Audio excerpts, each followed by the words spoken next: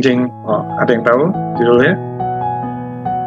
The lost sheep and the lost coin. Oke, terima kasih. Dapat Yang hadiah bikin dong. nanti. Nanti. Baik, benar. Ini adalah perumpamaan Yesus tentang domba yang hilang dengan dirham yang hilang. Kalau bahasa Inggrisnya koin, ya, dirham yang hilang. Baik, ini kita akan sama-sama buka Alkitab kita dan sama-sama kita belajar apa yang kita dapat daripada perumpamaan yang Yesus ajarkan di dalam Alkitab ini. Kita bisa buka di dalam Lukas, nanti juga Markus. Dan ini berawal daripada suatu peristiwa di mana kalau kita bisa lihat di dalam Lukas 15 ayat 1 sampai 2. Sebentar saya share screen. Saya lupa cara share screen. Oke nggak?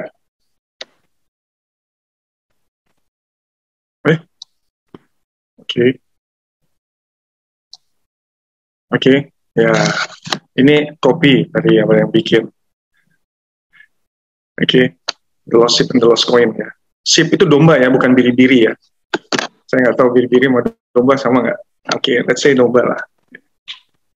Oke, di dalam Lukas 15 ayat 1 sampai 2, mari kita sama-sama lihat di latar belakangnya daripada peristiwa pada saat itu. Saya akan bacakan. Lukas 15 ayat 1 sampai 2. Teman-teman bisa cek ya, di Alkitab apakah yang saya tulis ini benar nggak? Saya tulisnya Lukas 15 ayat 1 sampai 2, ternyata yang dibaca adalah Mazmur misalnya. Teman-teman juga boleh cek ya. 15 ayat 1, para pemungut cukai dan orang-orang berdosa, sebentar, tutup. Biasanya datang kepada Yesus untuk mendengarkan dia. Kemudian maka bersungut-sungutlah orang-orang Farisi dan ahli Taurat, katanya ia menerima orang-orang berdosa dan makan bersama-sama dengan mereka. Nah pada saat ini, kejadian ini adalah waktu itu datang Yesus bersama-sama untuk duduk makan bersama-sama dengan orang-orang berdosa dan orang berdosa dan orang Farisi dan ahli Taurat seperti biasa. Kalau misalnya zaman sekarang sama kayak ini ya, netizen yang julid ya. Jadi semua diomongin. Ini semua diomongin, dibilang, nih kenapa lagi ini Yesus mau makan sama orang berdosa segala macam. Dia bilang gitu. Nah ini sama dengan apa yang tertulis, boleh teman-teman lihat di dalam Markus 2 ayat 15 sampai 16. Kemudian ketika Yesus makan di rumah orang, saya boleh minta bacakan Sis Dita? Markus 2 ayat 15 dan 16 ya bro? Ya. Kemudian ketika Yesus makan di rumah orang itu, banyak pemungut cukai dan orang berdosa makan bersama-sama dengan dia dan murid-muridnya, sebab banyak orang yang mengikuti dia.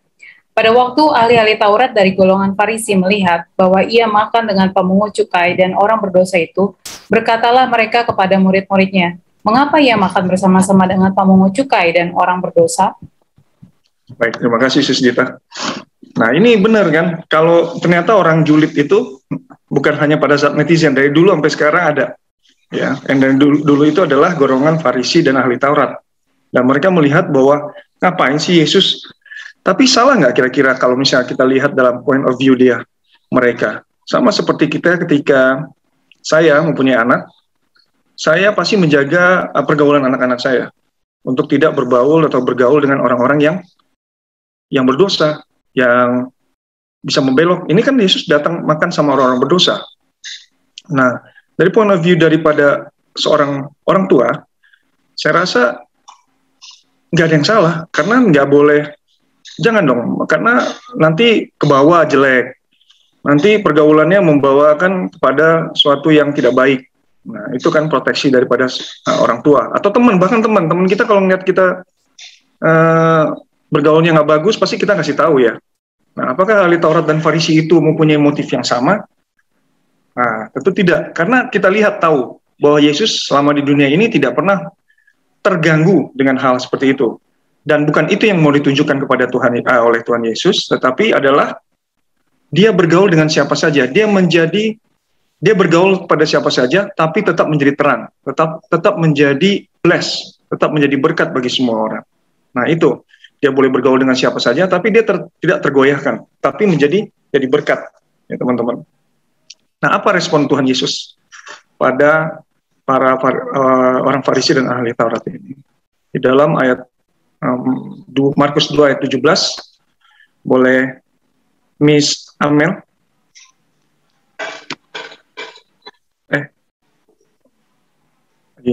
Atau Oke, Markus 2. okay.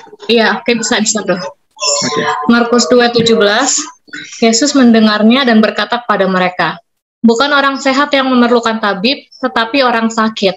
Aku datang bukan untuk memanggil orang benar, melainkan orang berdosa. Nah, itu jawabannya. Udah tahu ya.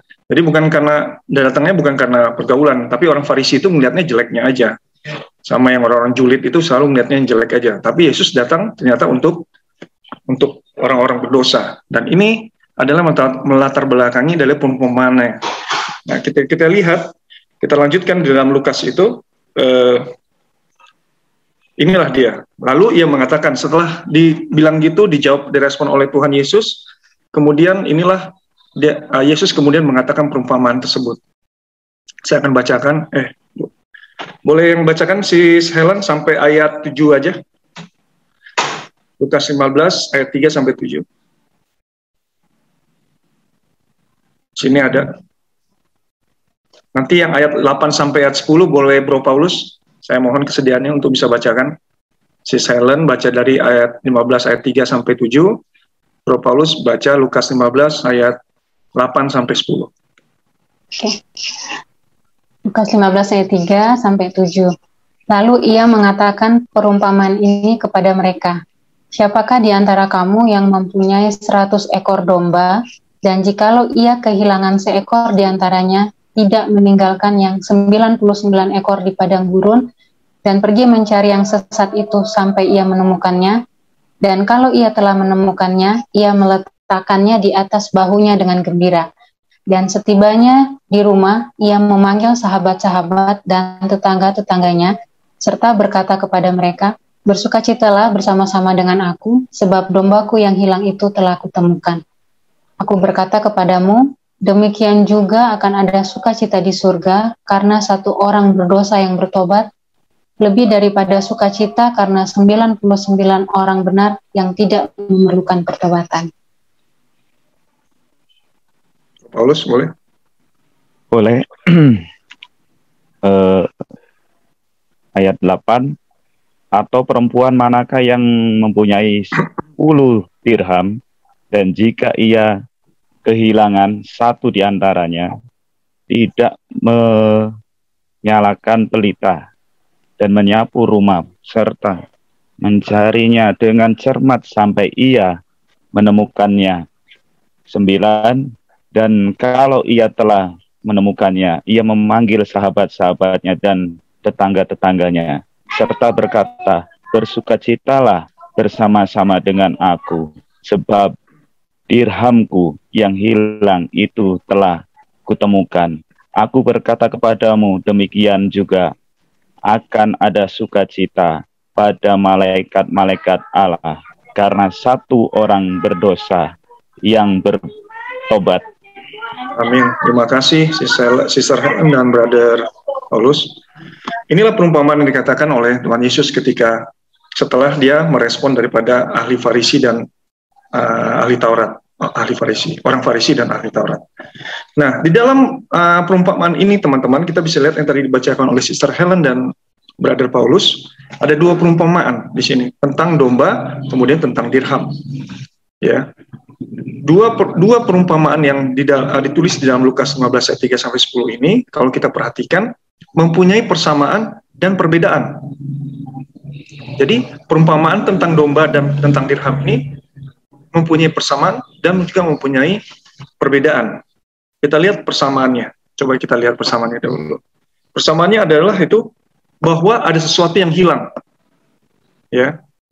Bukan perasaan ya. Anak-anak muda biasanya perasaannya suka hilang. Ini enggak. Ada sesuatu yang hilang. Hilang itu adalah domba atau koin, berarti atau dirham. Ada sesuatu yang hilang dan kemudian ditemukan. Ya. Kemudian yang kedua adalah seseorang yang pergi untuk mencarinya, untuk mencari domba dan mencari dirham atau koin ini. Itu yang kedua. Dan yang ketiga adalah, terakhirnya adalah ilustrasi tentang suatu pertobatan ketika ditemukan. Ya, ini ilustrasi tentang suatu pertobatan. Dua-duanya menyatakan seperti itu.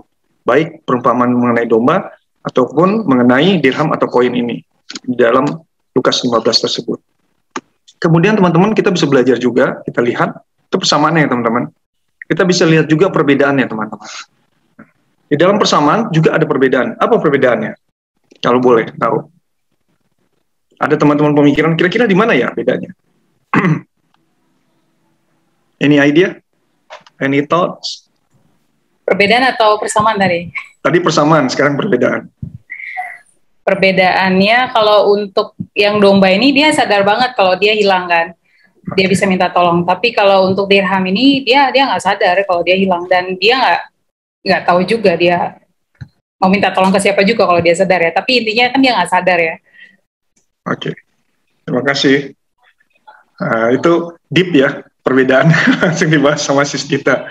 Oke, perbedaannya adalah yang satu betul, satu domba, satu koin, satu makhluk hidup, satu makhluk mati. Salah, benda mati. Nggak ada makhluk mati ya. Satu makhluk hidup, satu benda mati.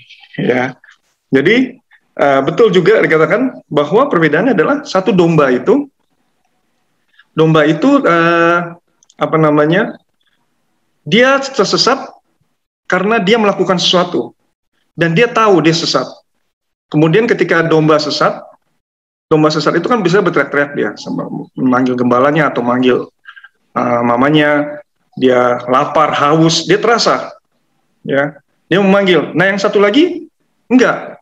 Koin itu ya kalau misalnya hilang atau misplace, kita taruh sembarangan atau gimana, ya udah stay ya di situ, tenang. Dia mau ditaruh keselip, dia jatuh di bawah bangku kek atau di samping tong sampah kek, dia tetap aja diem dan dia nggak tahu dia sesat. Nah itu perbedaannya seperti yang disampaikan tadi oleh Sis Dita ya. Nah ini adalah dua grup yang berbeda. Kita bisa bayangkan kalau domba sesat, bukan domba sesat ya, tersesat ya.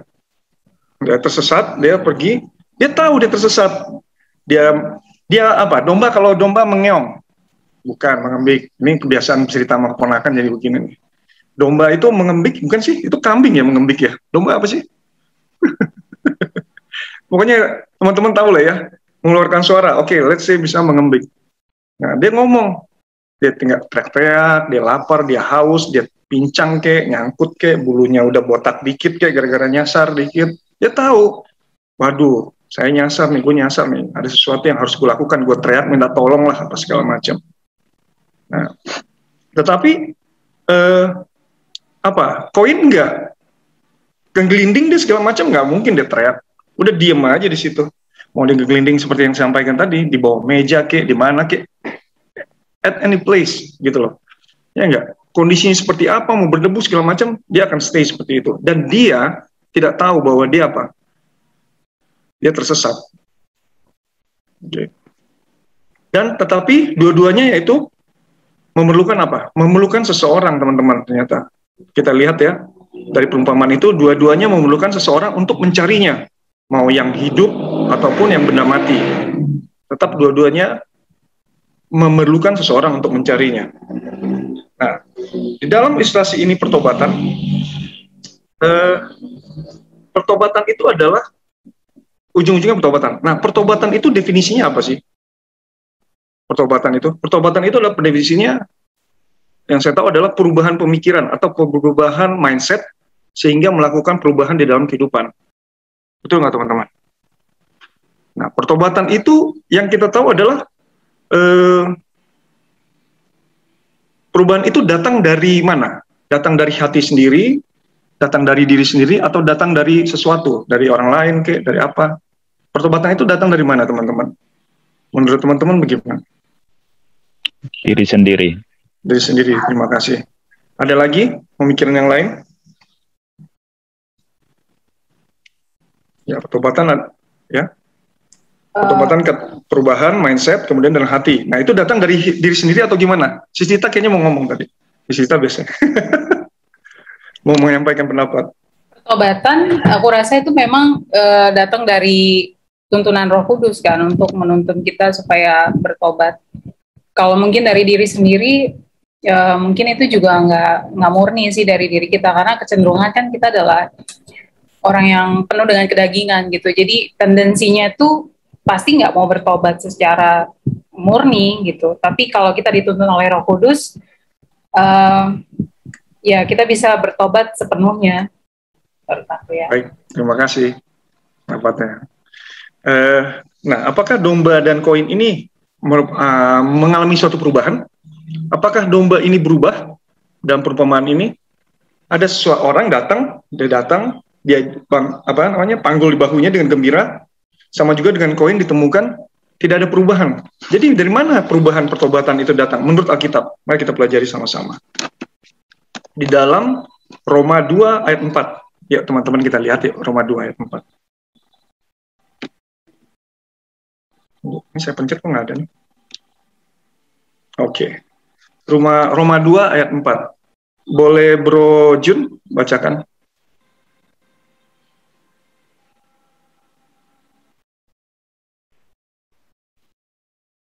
Atau Bro Joshua?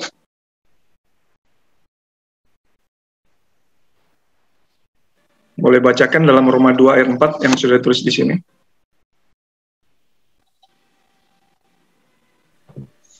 Maukah engkau menganggap sepi kekayaan kemurahannya? Sorry. Lanjut.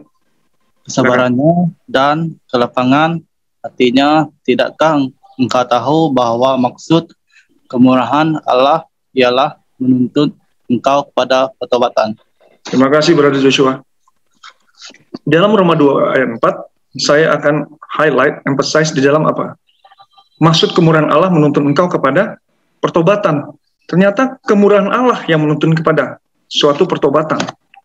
Bahasa Inggris, the goodness of God. Kemurahan Allah, kebaikan Tuhan yang membawa kita, atau kebaikan Tuhan yang membawa kita ke dalam suatu perubahan. Domba itu luka, sesat, lapar, dan dibawa oleh gembala. Ditemukan. Itu akibat apa? Kebaikan dari gembala itu. Dan mungkin itu akan mengakibatkan kebaikan itu menyadarkan domba itu bahwa mungkin domba itu nggak mau lagi nyasar, karena dia tahu, wah setelah saya nyasar saya lapar, saya haus, saya bulunya tadinya keriting jadi bonding mungkin, atau saya jadi tidak teriak-teriak tapi nggak ada yang dengar, macam-macam ya. Nah itu mengajarkan bahwa ternyata pertobatan itu didatangkan dari goodness of God, kemurahan Allah, kebaikan Tuhan. Kemudian ada ayat lagi yang menyatakan hal seperti itu, teman-teman.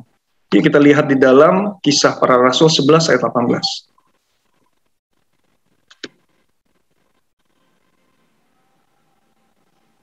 Boleh, enak nih kalau misalnya bawain gini, bisa nunjuk-nunjuk. Sister L, boleh bacain Kisah Para Rasul ayat 11 sampai 18. Ayat 11 dan Kisah Para Rasul 11 ayat 18.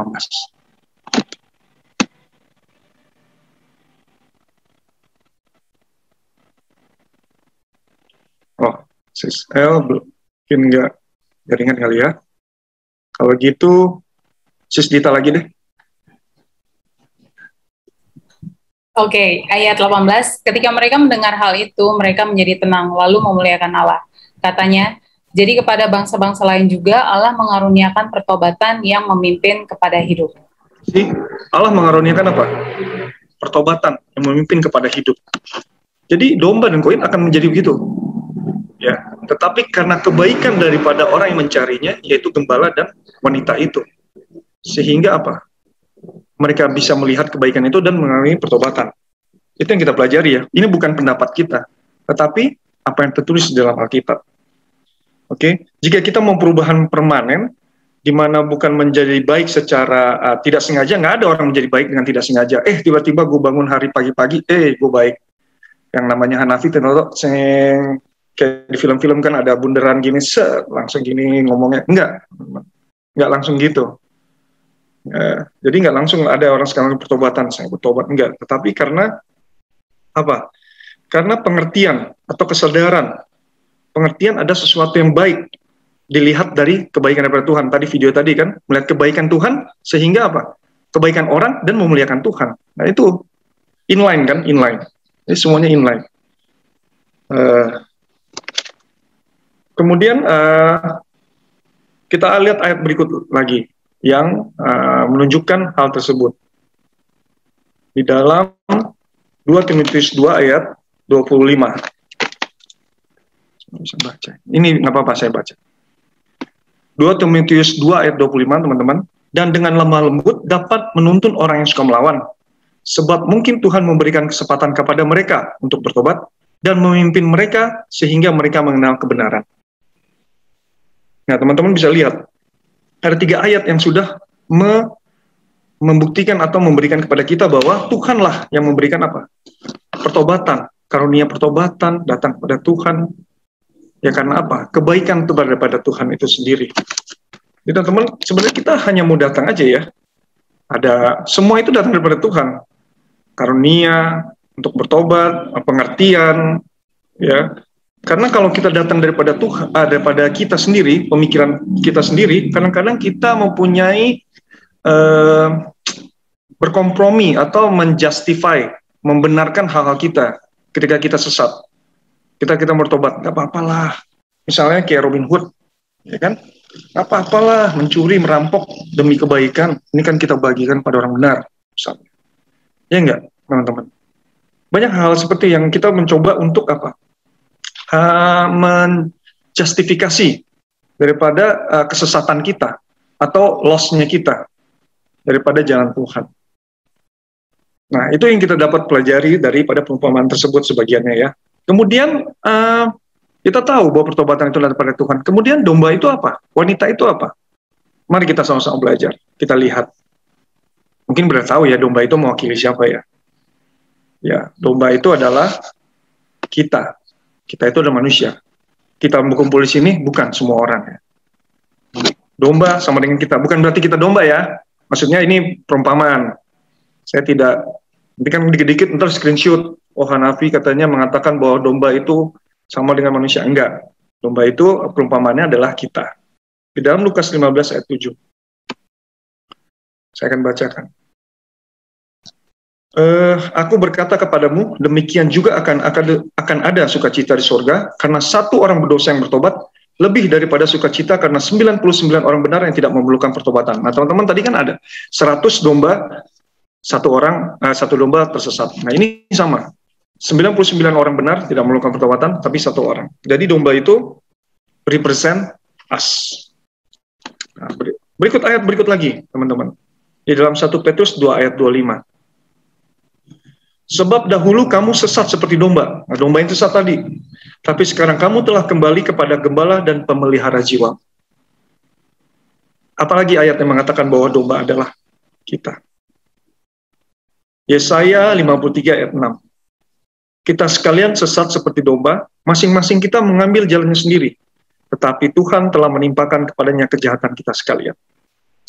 Jadi teman-teman, kita dalam pelajaran ini kita mengerti ya. Ya, kita tahu domba itu adalah merepresentasikan atau perumpamannya adalah kita di sini. Nah, domba dan koin itu sama-sama tidak mempunyai kekuatan. Tidak ada satupun kekuatan daripada kita untuk dapat ditemukan. Ya, kita ditemukan oleh karena effort daripada gembala atau wanita tersebut. Nah, jadi kita tahu sekarang domba itu adalah merepresentasikan kita. Nah, terus kemudian siapa gembala itu? Ini sih udah tahu kayaknya ya. Siapa gembala, teman-teman? Nggak perlu pakai ayat, kayaknya udah tahu ini. Siapa gembala itu kira-kira? Yesus. Yesus, yes. Yesus ya. Tapi perlu juga kita lihat di dalam ayat, ada nggak bukti mengatakan begitu? Walaupun kita tahu. Ada di dalam Yohanes 10 ayat 11. Siapakah gembala itu? Boleh bacakan dengan bersemangat. Wah, si Selen. Yohanes 10 ayat 11, akulah gembala yang baik. Gembala yang baik memberikan nyawanya bagi domba-dombanya. Yes, terima kasih si Selen. Akulah gembala yang baik. Akulah itu siapa? Akulah adalah Yesus, seperti dikatakan Sis kita tadi ya. Jadi paham ya kita? Gembala kita adalah gembala, yaitu Yesus, dan itu adalah gembala yang baik katanya. Jadi Yesus datang mencari yang tersesat. Seperti katakan tadi, aku datang untuk bukan orang yang benar, tapi mencari orang yang berdosa, untuk memberikan apa tadi, pertobatan. Ternyata melalui perumpamaan ini kita belajar. Nah, artinya semua itu karunia daripada Tuhan. Ada rasa bersalah, ada rasa penyesalan. Kemudian itu bagus. Bahwa itu menyatakan bahwa sesuatu ada yang salah. Sesuatu ada yang mengatakan bahwa sesuatu kita salah ini. Kita harus berbalik kepada gembala kita, pada Yesus. Nah, inilah yang sign-sign yang diberikan pada Yesus ya. Kemudian sebagai gembala, Yesus kita adalah pengikutnya. Betul nggak, teman-teman? Gembala, ya domba yang pasti ngikut. Kemudian itu tentang gembala. Nah, bagaimana dengan tentang wanita di Alkitab? Ada yang tahu?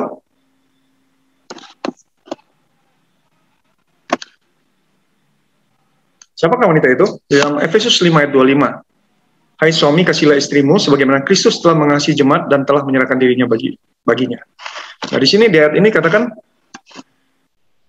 istri atau wanita itu adalah jemaat. Jemaat itu apa? Kalau bahasa Inggrisnya tadi yang kita pelajari adalah church member ya. Jemaat. Kita ini adalah jemaat. Kita adalah pengikut Tuhan, adalah kita adalah jemaat. Ya. Dan jemaat ini atau wanita ini adalah melakukan sesuatu, melakukan tindakan, sama seperti gembalanya. Jemaat atau murid Yesus ini atau pengikut Yesus ini merupakan kita akan mengikuti daripada gembala kita. Nah, wanita ini juga mencari yang lost. Kalau gembala mencari dombanya, wanita ini juga mencari. Nah, artinya jemaat atau pengikut Tuhan ini juga mencari yang hilang, yang tersesat, ya kan? Karena dari 100 domba satu yang hilang, 99 ini yang sudah di dalam kandang dapat menjadi berkat, teman-teman. Bagaimana bisa jadi berkat? Itu mencari, sama seperti wanita itu, dia mencari koin yang hilang tersebut, ya. Dan itu dilakukan oleh wanita tersebut. Nah, kita disebut jemaat, kita disebut pengikut Tuhan Yesus bukan semata-mata begitu aja, tetapi kita bisa mengikuti tindakannya. Mungkin ini yang diajarkan dari perumpamaan tersebut, ya, teman-teman.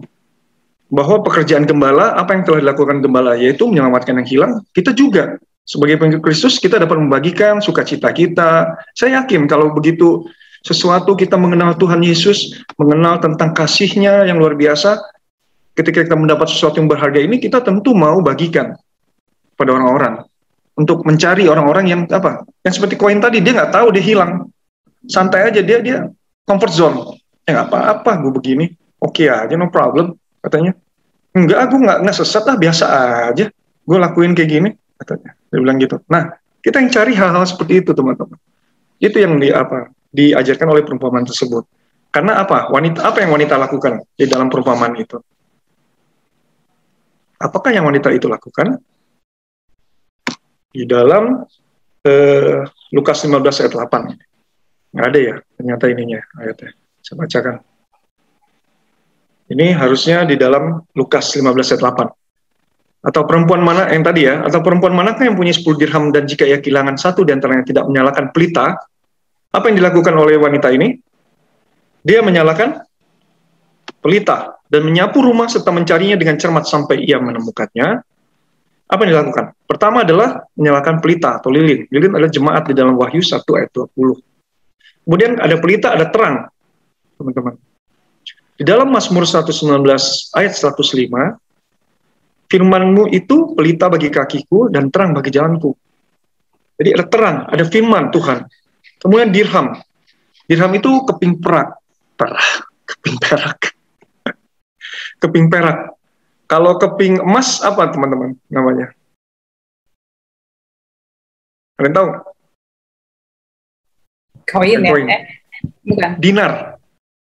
Jadi dinar itu keping emas, dirham itu keping perak.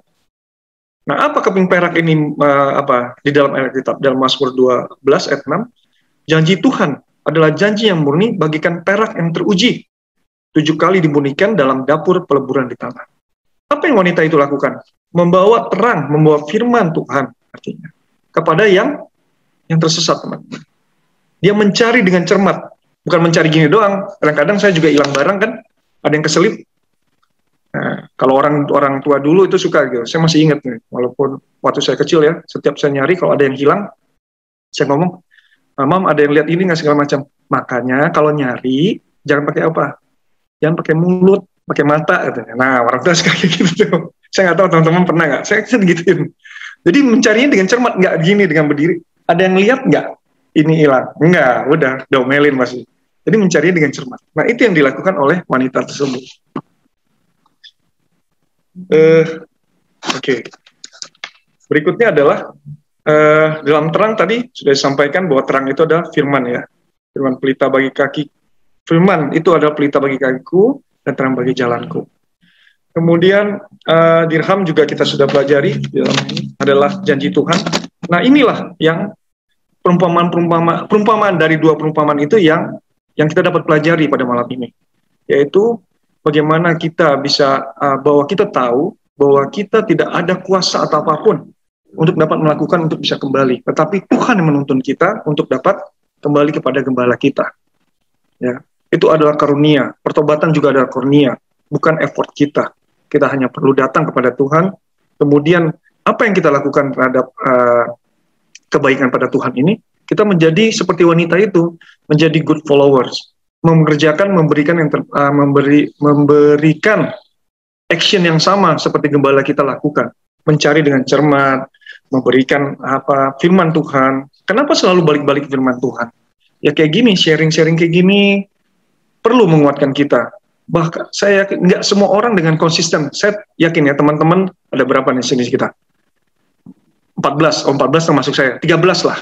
13 orang di sini yang di sini bisa konsisten tiap hari bersatu dan bersekutu dengan Tuhan. Nah, itu yang mau dilakukan yang diinginkan oleh Tuhan sebagai pengikut daripada Tuhan. Nah, apakah dapat merasakan perubahan melalui firman Tuhan? Itu tentu jika orang bersekutu dengan Tuhan selalu untuk datang. Karena firman Tuhan atau words of God itu yang menguatkan atau memampukan kita. Nah, kemudian saya akan tutup dengan Mazmur ayat kita terakhir, Mazmur 119 ayat 9-11. Kenapa selalu firman Tuhan untuk dapat kembali ya, untuk melakukan pertobatan? Ini dia, teman-teman. Mazmur 119 ayat 9-11. Saya bacain ya. Mazmur 119 ayat 9-11. Dengan apakah seorang muda mempertahankan kelakuannya bersih? Dengan menjaganya sesuai dengan firman-Mu. Dengan segenap hatiku aku mencari Engkau. Janganlah biarkan aku menyimpang dari perintah-perintah-Mu. Dalam hatiku aku menyimpan janji-Mu, supaya aku jangan berdosa terhadap Engkau. Makanya orang perlu belajar Alkitab. Kita sama-sama sharing. Kita belajar bersama-sama pada saat ini. Untuk mengerti akan firman Tuhan, untuk membawa kita ke dalam pertobatan yang sesungguhnya.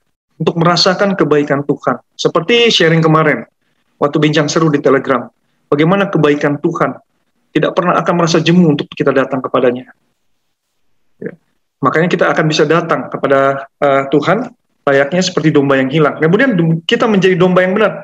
Kita either domba yang tersesat atau domba yang di dalam kandang. Jika domba yang di dalam kandang, biarlah hidup kita selalu menceritakan tentang kasih Tuhan. Menjadi berkat di lingkungan kita. Memberikan small impact. Memberikan riak-riak kecil, tetapi menunjukkan kebaikan, bahwa ada kebaikan atau ada kebaikan di dalam umat-umat Tuhan. Nah, kiranya inilah menjadi pelajaran kita, teman-teman. Semoga apa yang kita pelajari tentang perumpamaan daripada domba yang hilang dan dirham yang hilang ini mendapatkan sesuatu buat kita semua di sini dan menjadi berkat bagi kita, dan tentu kita bisa menjadi pelaku dari firman Tuhan dalam setiap harinya. Kiranya Tuhan memberkati kita semua.